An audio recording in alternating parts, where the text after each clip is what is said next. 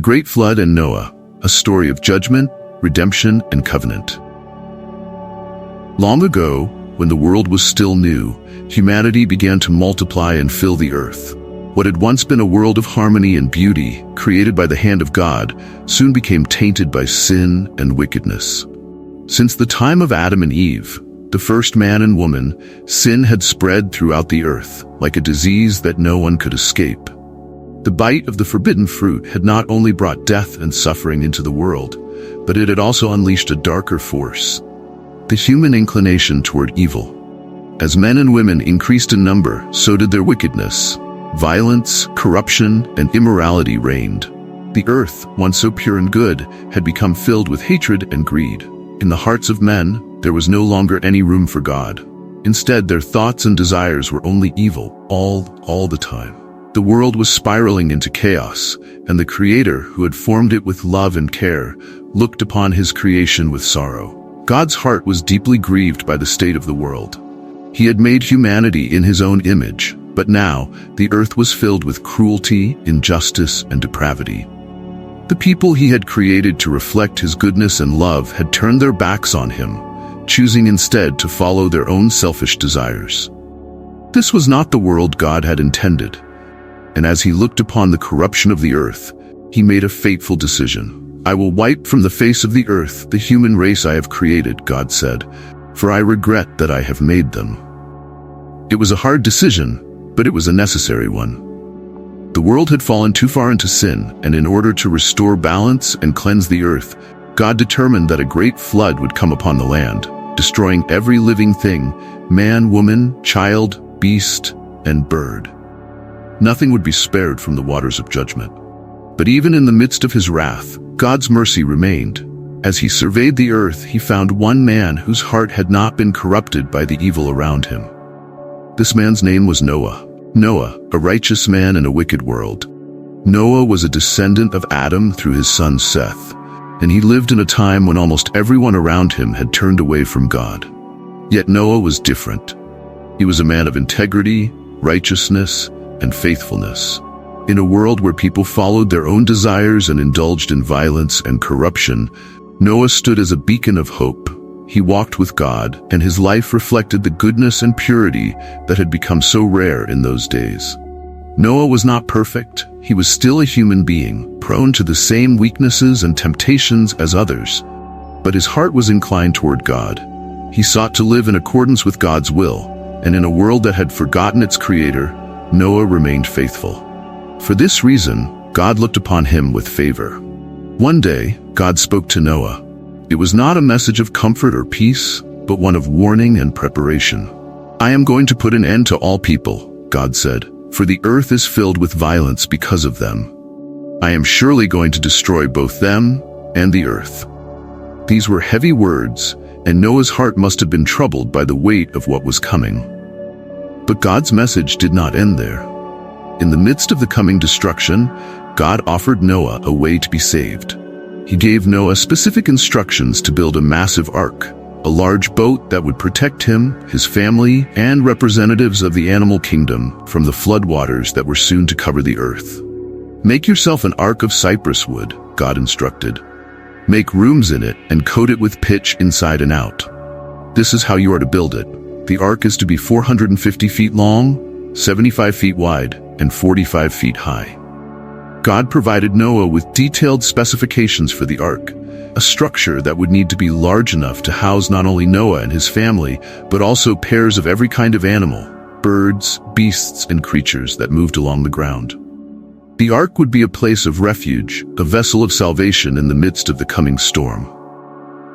In addition to Noah and his family, his wife, his 3 sons, Shem, Ham, and Japheth, and their wives, God instructed Noah to bring into the ark pairs of every kind of living creature, both male and female.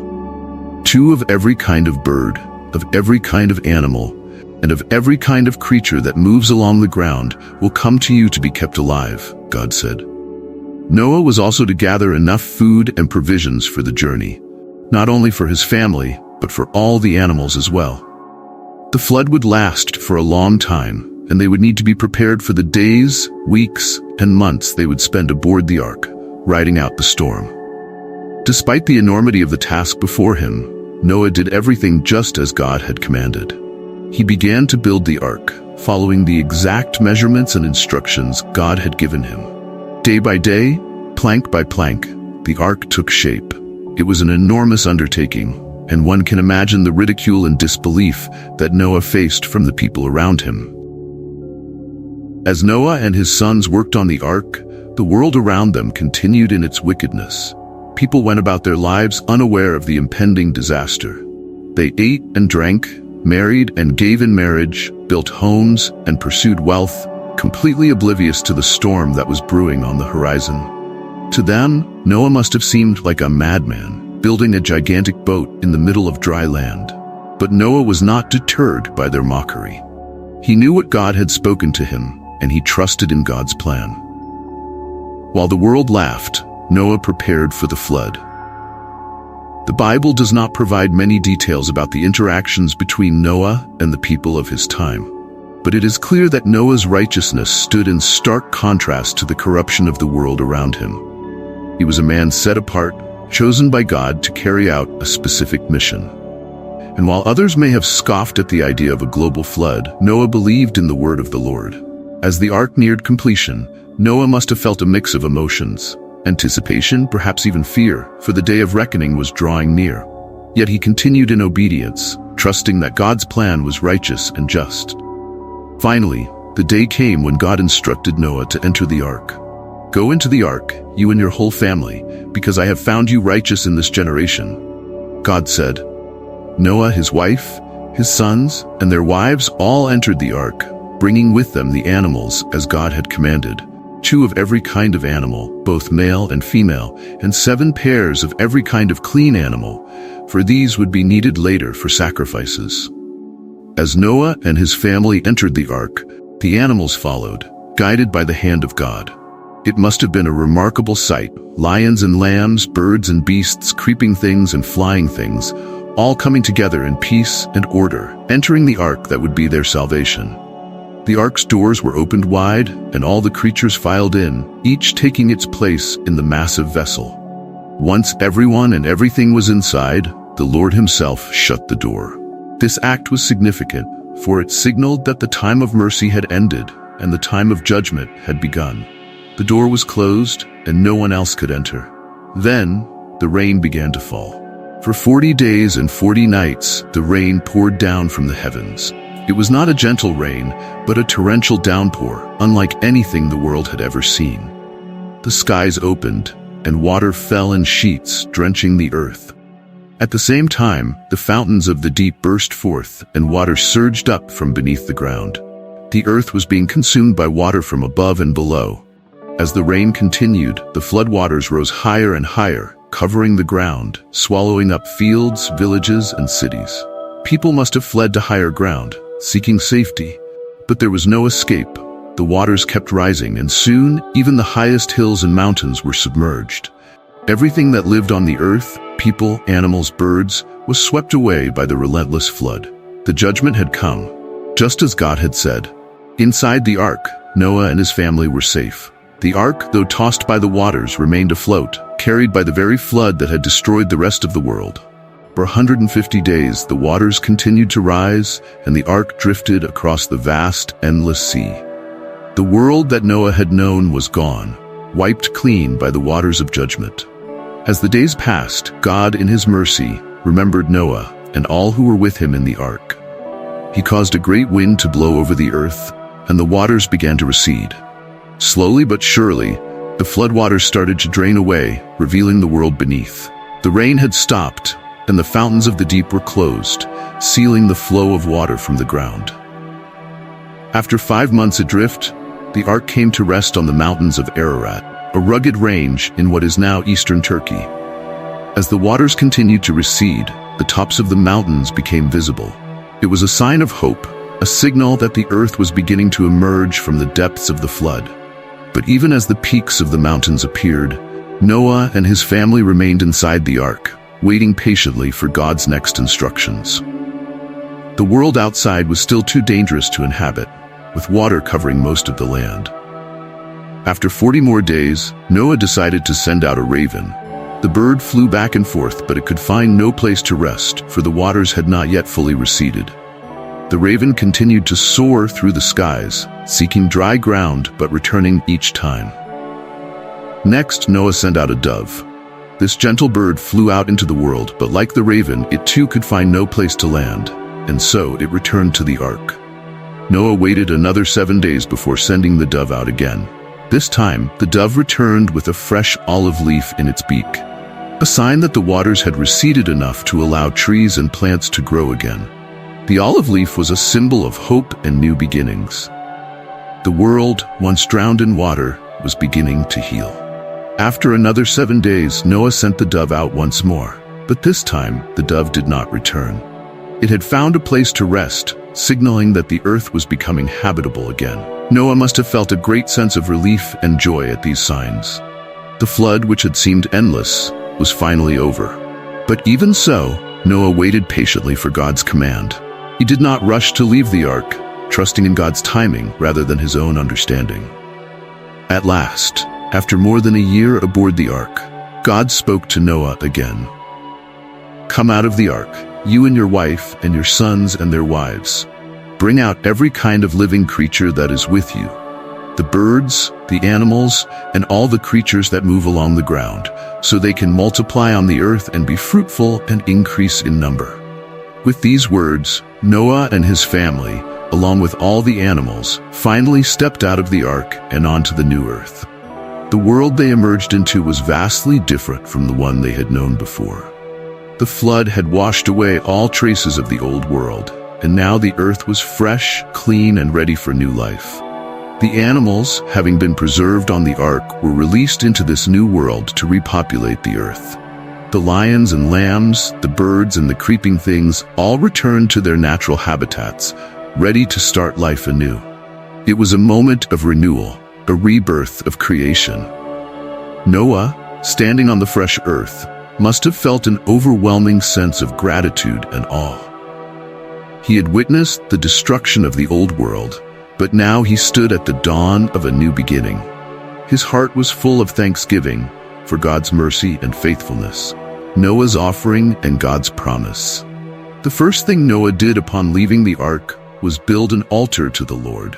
On this altar, he made a sacrifice of clean animals and birds, offering them as a burnt offering to God.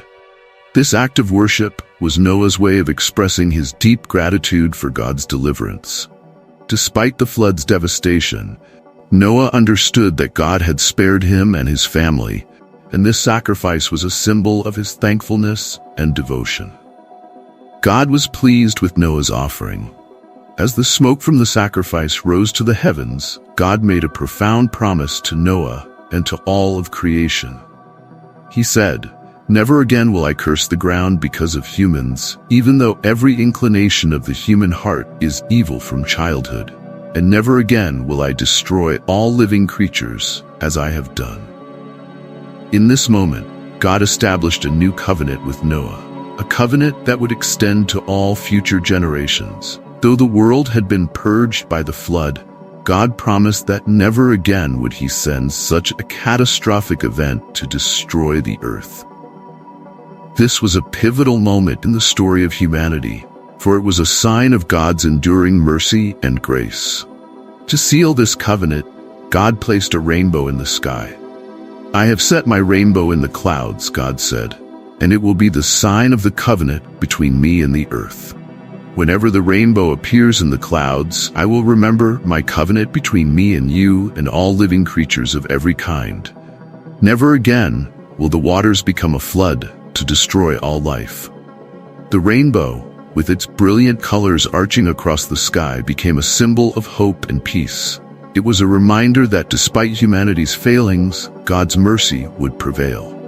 The rainbow was not just for Noah, but for all generations to come, a sign that God would remain faithful to his creation. With the flood behind them and God's covenant established, Noah and his family began the process of rebuilding their lives.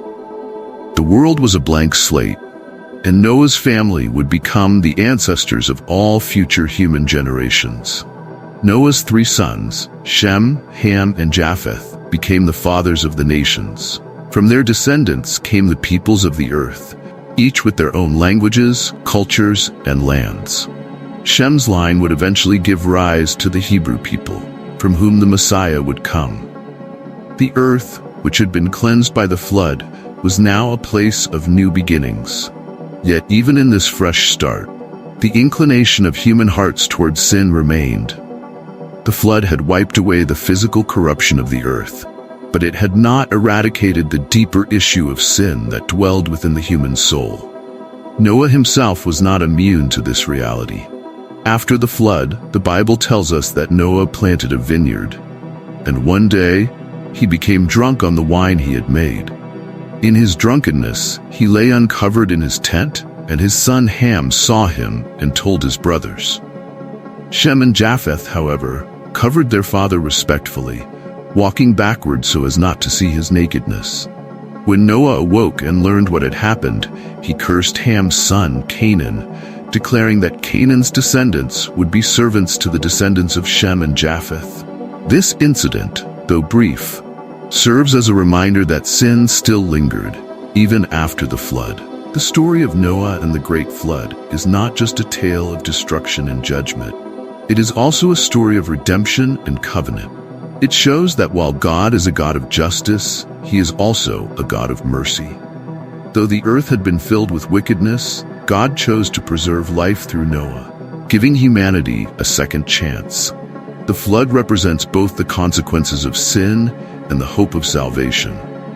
It serves as a warning that evil has its price, but it also reveals God's commitment to His creation. Through the ark, God provided a way of escape, a place of refuge in the midst of the storm. And through the rainbow, He established a lasting promise that He would never again destroy the earth in such a way. Noah's story is a reflection of the larger biblical theme of God's covenant with humanity.